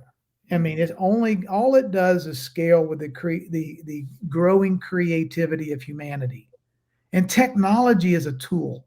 In and of itself, there is no power in an inanimate object. It's the hand and the heart of the people using the tool that makes the tool used for good or used for bad. Mm-hmm. So technology that provides light and accountability and one standard of rules on ledgering, where we don't get USAID standard, the CIA standard, Hillary Clinton standard, and Robin Todd standards. Yeah. We have to have either a measure of truth, or we break it up and we have people, bloodlines and blue bloods and rednecks, and everybody else has all of these different standards. So if we're going to have governance, we have to have a single accounting of truth that everyone can agree. The rules of a football game have to be clear. You can't play football. Yeah, for sure. So the rules of life and money movement, back to your question, we have today, in the last 10 years, Todd, or so more, we've had about 97% of money has been digital and 3% has been cash. Yeah. When we go to this and the U.S. Treasury starts issuing its new redesigned cool dollars and coinage and ones and fives and tens and 20s and $100 bills, we're going to have about 97% technology and wallets and 3% cash. So I think the question is, we could ask the question 5 years ago, what happens if the computers go down? Am I going to be able to, use my credit card and go to Walmart? Well, if the computers are down, the answer is no. Yeah. But that has nothing to do with blockchain. That's a great point. I mean, we're living in that world now. Rob, we're going to go to a break. When we come back, I want to talk inflation, tariffs, kind of what's happening in the economy, and get your read. So we'll be right back. Thank you. It's News from the Edge. It's Output with John Ritchie and L Todd Wood. You woke up with a sore throat and a low-grade fever. You know you are getting sick, so here's your choices. You can get sicker and miss work. Try to see a doctor this week or sit hours in a crowded waiting room at urgent care. I have a smarter option for you. Open your medical emergency kit. Match your symptoms to doctor-recommended prescription in your booklet and take the right meds now and get well faster. This is not a first aid kit. It's like having an urgent care in your home. It includes doctor-prescribed medications to treat over 39 medical issues like respiratory infections, strep throat, pneumonia, UTIs, and more. No waiting to see the doctor and no standing in line at the pharmacy. It's right here. Every home should have at least one medical emergency kit, and here's how to order. Order online fast and save $45. Your kit with prescriptions to treat common and life-saving illnesses is rushed to your door. Visit twc.health/CDM, promo code CDM. That's twc.health/CDM, promo code CDM. This is a special report. Knowing how to invest your money is harder than ever before. Dealing with stock market volatility, record debt, and terrorist attacks requires new thinking. At U.S. Asset Management, we can help you see the world more clearly so that you can move beyond the chaos and invest with confidence. Call us, visit us online, or drop by our office. U.S. Asset Management, helping you make better decisions with your money.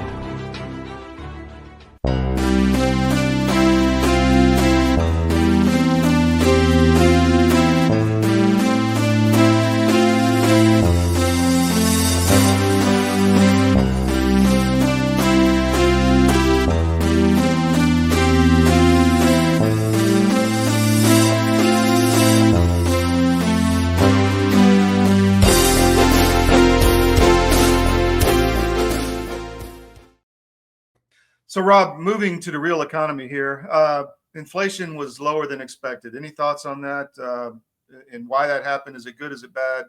What would you tell our audience?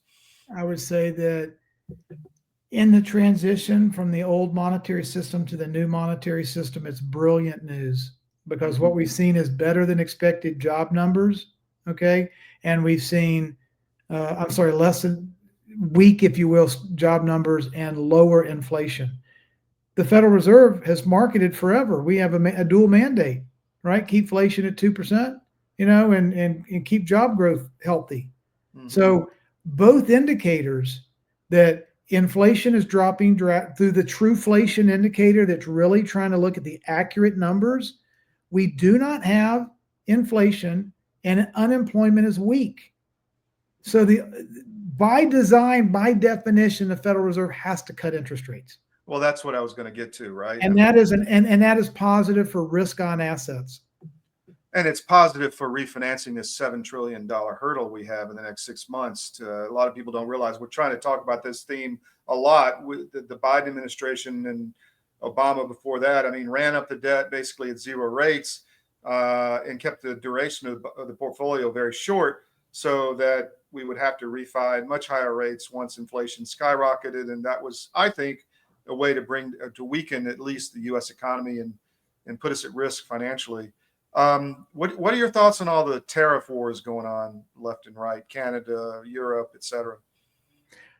Well, the framing of tariff wars is quite specific because if we realize we were organically a tariff country from birth until 1913. Yeah. Okay. The ones that are warring against tariffs are those that don't want us to go back towards a constitutional republic. They don't want us to have an environment where we used to have commissions in America that got together just to figure out how to give away all the extra money that we didn't know how to spend. Right? Yeah. Yeah. So if Americans, I've given a story that would help people understand what's really going on here. America is the single most powerful economy in the world, and we're the biggest consuming, country in the world. So why would it not make sense that if we're the Costco and we do all the buying and all the shopping, that we ought to charge people a fee to come in and sell their services to the biggest consumer group in the world instead of taxing the shoppers and making them pay for government while all of these nations come in and dump their goods on top of the biggest shopping crowd in the world. Exactly. It makes more sense to say, charge the sellers for access to the consumer market. Don't charge the consumers because the companies can more than afford it. Why are you taxing the shopper? And if you look at it that way, you can say the reason that the Federal Reserve system started making that switch and putting a personal income tax on us is they wanted to shift the burden of taxation or the cost from the globalist to the taxpayer. That was the advent of sort of turning us into debt slaves or tax and debt slaves and regulating us, is they wanted to shift the burden of paying taxes in this ever-growing behemoth called America, that these Rothschild-oriented people with the Marxism ethos wanted to control America, but they can't control America with this thing called a Constitution and a Bill of Rights. You know, they can't impose their system of divide and conquer and control and wealth extraction out of people that are protected by unalienable rights in their Constitution. So we got to start whacking away at that Constitution.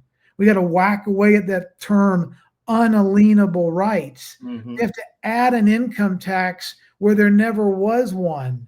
We have to take away these tariffs that steal from us because we're the gods of this world, and put the tax burden on these pesky Americans and extract the wealth from them. So if you look at it in that context, the natural order of things is tariffs. It's not. Well, you know, you bring up a good point there, because essentially what this is control by a foreign power that we thought we broke away from, and maybe we really didn't. And Federal Reserve, G. Edward Griffin, please go to my timeline and look it up. And I did an interview. You can go to look it up on my Rumble channel or my YouTube or Twitter and go find it. But this is what a third grader can understand this, Todd. The Federal Reserve is not federal. There are no reserves. It is not a bank, but it is a cartel. Yeah. The Federal Reserve is a regulatory headquarters for a foreign entity existing out of the city of London, running all of its members in the cartel. It's the cartel headquarters of cartels. So if we can get that right, we'll understand that the Federal Reserve note is a debt instrument issued by the cartel, and it's not a US dollar asset issued by our own government. And if we're walking around contracting with the cartel's private money script, they get to set all the rules. You know, it fascinates me. You look back, this was 100 years ago. We'd had the Civil War. We're basically coming out of that. You know, World War I was on the horizon, and you can make an argument that the same people that set up the Fed kind of bred that environment or enabled that conflict for whatever reason, you know, control reasons or whatever. But they must have seen the threat that the U.S. Constitution presented. I mean, this was 100 years ago, before the U.S. really became the dominant military power. So I find that fascinating that they saw they had to stop this. And so they started this 100 years ago with the Fed, et cetera. I mean, well, but Todd, and the Federal Reserve was the third crack at it. There were two central banks before, and they got shut down. And Hamilton devoted his life to fighting the Federal Reserve and not wanting there to be a central bank, right? This was, one did it once and it shut down. One did it and they got a 20-year charter and it ended and they didn't renew it. They tried to kill Hamilton, and the assassin pulled the trigger twice and the gun misfired twice. You know, so he wanted there to not be a Federal Reserve. And then they finally got to Woodrow Wilson after a bunch of chicanery and Jekyll Island and the Titanic sinking, and all of a sudden you get this professor from the Northeast kind of got elected into office, and in the dark of the night signs the Federal Reserve Act, and the Rothschild dynasty has their bank again. So to follow that line of thinking, you're right. They tried to start the Bank of the United States and all of that, which was another central bank earlier, and it was shut down. So they saw this threat. You could take this back to the revolution, right? I mean, you can take it back to you can take it back to what caused Jesus to be mad and angry, to see the central bankers doing the shekel exchange inside the temple, protected by the politicians. And he saw the entire corrupt symbiosis of that system. The temple screwing innocent people who were just there for Holy Week, doing a religious ceremony, giving them 10 cents on the dollar for their most prized possessions, stealing. Jesus goes, knock this crap off. His turning over the table in the bullwhip, he was beating all three of the partners in that parade. The money changers, the church, and the government. And 5 days later, they nailed him to a tree. So the forces that want to control us have to control the money system. And if we let them, they will. If we have transparency and see where everything goes out in the perfect light of transparency, if Elon and Donald Trump are able to plug the treasury onto the blockchain and we can look at it and log into it like we watch a Netflix movie, all of this secretive funding of NGOs and money laundering and Hunter Biden's, blow and hooker, lifestyle comes to an end because we can see what the hell's going on. You could follow that, in that whole chain of thought that, the indulgences of the Catholic Church. I mean, all of that. All of it. It's very, very similar. Rob, we're going to take another break. We'll be right back for the last segment, and we'll talk about some other stuff. Stay with us. We're Output. It's news from the edge. It's Output with John Ritchie and L Todd Wood. Our world is changing rapidly. Many crucial systems we depend upon are collapsing. And the most important system that is failing is the food supply. Mr. President, this Council is more than aware of the multiple challenges and threats the world is facing today. But the threat of famine, people starving slowly to death, must be a red line. These food prices are going to keep going up and up, and they're going to keep feeding excuse after excuse, narrative after narrative. Yeah. You're going to have to get off that treadmill and start getting more autonomous with your own food growing. You want to make sure that you can eat because, frankly, food is the biggest issue as we are going through these transitions. But amidst the chaos, there is a path to resilience. Marjorie Wildcraft is the female leader of the survival and preparedness movement. Marjorie has taught millions of people how to grow an abundance of food in a grid-down situation, even if you have no experience, are older, or out of shape. I've spent decades finding the fastest, easiest, and funnest ways for the average person to be able to grow a lot of food. I've created a step-by-step process that's so simple that even kids to elders have been using it in order to grow a lot of their own food. And you can too, even if you have no experience, you're older, or you're out of shape. Growing your own food is like printing your own money. Get started today. If you haven't noticed, gold has reached a new high, all-time highs actually, and keeps going up every day. Why is that? It's because precious metals are a long-time historical store of value. And if you own a portfolio and you have assets in the fiat currencies, i.e. stocks, bonds, cash, or whatever, you're vulnerable to hyperinflation, which is coming as our debt explodes another trillion every 90 days. It's really scary. So how do you protect yourself? Go to Advisor Metals. If you look on any of our cdm.press sites, about halfway down, there's an ad for Advisor Metals. Click on it, fill out the form for your contact info, and Ira Bishotsky will contact you and talk to you. It's an easy conversation. There's no sales pitch. He's completely verified by us. He has a regulatory background we've checked into. We've checked with his bankers. We've checked with his IRA custodians for metals, and we can highly recommend Advisor Metals and IRA. So go to Advisor Metals. If you call them directly, tell them we sent you at CDM, and he'll definitely take care of you. But protect your portfolio because you really need to. It's coming. Thank you.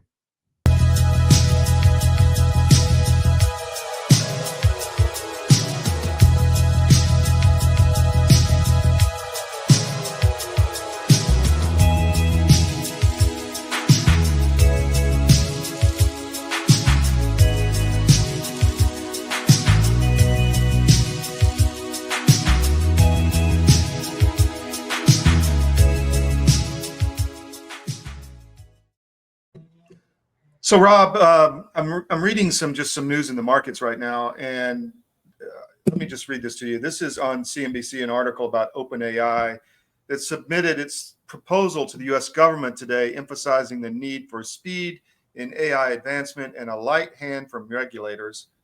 Quote that, while highlighting its take on the dangers of AI technology coming out of China. So it looks like, Sam Altman is trying to He's trying to make the company a for-profit from a nonprofit. Elon's very pissed off at that because he was an investor. The board fired him because he was trying to make AI too powerful, and now he wants a light touch from Trump. And what are your thoughts? How does AI impact what you're talking about with the new financial horizon? Todd, it is really so fascinating. I've been reading and posting about this a lot this week. AI is perfectly, the name is perfect. It's artificial intelligence. Mm-hmm. The only true intelligence is the omnipotent intelligence that comes from the creator, the lawgiver. I mean, that there is intelligence, and then we can either adapt to it and submit to it, or try to warp it and pervert it and twist it and make it different than what it really is and create derivatives of it, which is called lies, right? It's either truth or there's not truth. Okay. Sam Altman is a very nefarious character. No, I would agree. That's why I brought it up. Yeah. Exceptionally nefarious character. So, of course, nefarious liars want a light touch and not a lot of regulation, a lot of wiggle room to do whatever the hell they want to do. I mean, I've got a little 11-second video up that talks about, the artificial intelligence is nothing to be afraid of, but we need to make sure that artificial intelligence becomes a servant of we the people, and we don't become a servant to artificial intelligence.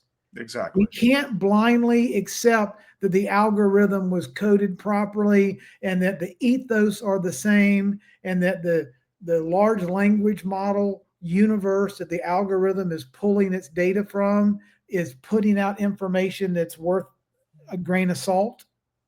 We cannot blindly vest our trust in algorithms, but we can use algorithms to scan my whole body and look for cancer. Right? Yeah. So it depends on how you use AI. Liars that don't want to be held accountable and don't want to be regulated, or are speaking on behalf of the government, and they're really a pseudo government agency. Let's have a light touch here. Give us maximum platitudes and flexibility to look at every damn thing Todd ever does and says. Yeah. How about no? Yeah. How about no? How about we have transparency in whatever we do? And if you're not willing to give us transparency, open the books. Let us look at Jack Dorsey had said something a couple of weeks ago that I thought was fascinating. You know how we can go to the App Store or Google Play and download an app? Mm-hmm.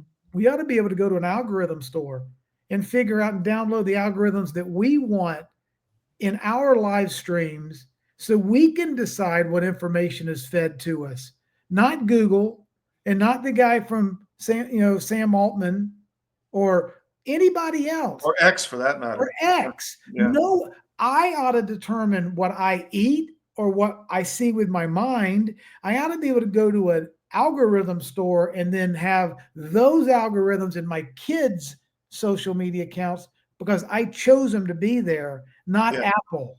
Well, I was talking to Ivan Raiklin in the first hour about we've had a lot of progress in some areas, but in some areas there's just crickets. And privacy and use of your own data and all of that is in the crickets section. I mean, it's the gulf of nobody's been arrested yet for the elections, for the vaccine, bioweapons, all of that. So we need to see progress. I don't want to have to worry about my privacy online. I should not have to think that the government is seeing everything I do. If I'm a criminal, fine. If you go to a judge and get a warrant, fine. But not if they just want to see what I'm doing, because I might do something down the road. So I think privacy is huge. And to your point, Todd, what we have to do is we have to all refresh our minds with a brand new perspective. Because in essence, technically, we've checked the box. We said, I consent to the 49-page disclaimer online. We download the app and we let them rummage through our files and look at all our stuff, because unfortunately they weaponize the code. Yeah. We want to take the time to read the damn legal documents, the foreign language. We just want the damn app. We click and we give them all our data. Yeah. Take it for free. Okay. So what we have to do, and what I believe this hockey puck is going in this direction, Todd, is all data is going to default to our rights, and it already does. So they wouldn't put that contract in place and get us to consent to give it away. Mm-hmm. That's going to become illegal. What's going to happen is all rights are going to be retained by me and you. If I choose to sell you access to my shopping patterns, my travel patterns, my Microsoft Word, my email account, you're going to pay me. Yeah. And reversing this model, when the product is free, you are the product. Right. When the product's not free, the person that wants access to it has to pay you for it. That reverses the model, Todd. And there are models that have been run all over Europe and in America that say the average person with average income, average consumption patterns, if I was to sell all access to my data, my shopping pattern, my behaviors, I'd make $160,000 a year.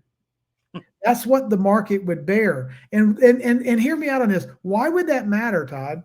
Because now those people that want the Gerber baby food ads are going to be targeted because I opted in to accept ads from Gerber for baby food. Yeah. What does that do to the overhead cost of the marketing department, the engine, the 9 million emails they have to send out, the drip campaigns, the funnels, the 1% close rate, the open rate, the click rate, the default rate? It gets much more efficient. So if now they've got the 470,000 moms that are saying, please send me what you got, and they pay the moms $50 a month or whatever they pay them, or $20 a month to opt in. Now the marketing department saves a ton of money. Instead of trying to shotgun blast, where are my customers? The customers come to them for a fee that's a lot less than the way they're doing it now. Yeah. It's a win-win situation. Interesting concept. Rob, we're out of time. Where can people follow you? And is there anything else you want to get out? Just keep an eye on the markets today and tomorrow. I think that we might see, Todd, if this SEC versus Ripple lawsuit is completely put to bed, there's no more ambiguity and legislative legal hangover for Ripple. And then the institutional FOMO engines, fear of missing out, ought to kick in. There'll be no excuses for all of the banks and all the institutions and all the major corporations in America that have been slow to adopt Ripple and XRP and its project, only because of the fear the government might come after them. If the government says case closed, clean bill of health, Ripple's good to go, you might want to just keep one eye on the crypto market, this weekend to see. Again, they meet at 2:00 today, so maybe by 4:00 this afternoon, secrets ought to start leaking out. And if people want to follow me, come here to CDM. They can just type in my name, find me through these interviews, or go to type up Rob Cunningham on Google or Cool Show on X, and you'll find me. Well, thank you everyone for watching Output. Thanks for our huge audience today with Rob's and Ivan's combined. Just nice bump. We're growing. Tell your friends, spread the word. We are the global news without the globalist spin. So Rob, thank you. We'll see you. Actually, we're going to see you Monday, where you're going to co-host, and actually we're going to have the interview with Ed Dowd. So we'll tell your audience about that. And very much looking forward to that. I'll clip this, Todd, and I'm about to send it out. So if you're listening to me and Todd, Monday, 12 Eastern time to 12:30, we're going to have a special guest. Actually, I misspoke. You're going to co-host Monday. We're going to replay that interview Monday on the show, but that's right. We're going to pre-tape it tomorrow, but pre-tape it. Nobody's going to see that till Monday. That's exactly right. My mistake. But Edward Dowd, Todd, if nothing else, I know you're in a hurry. He is a major fan of transparency. He wants the data, and people that want the data, they want to know the truth. We have to have open access to all the data. Otherwise, you get manipulation of data, and we can't make wise decisions. So Edward Dowd is a brilliant businessman and number cruncher. I can't wait to talk to him. Yeah, you're exactly right. The data, it's CCP style. I mean, what Biden was doing was no different. So we quit reporting it because it was just garbage data. So garbage in, garbage out. Thank you for joining Output. We'll see you tomorrow, 10 a.m. Monday through Friday, Eastern. Talk then. Thanks.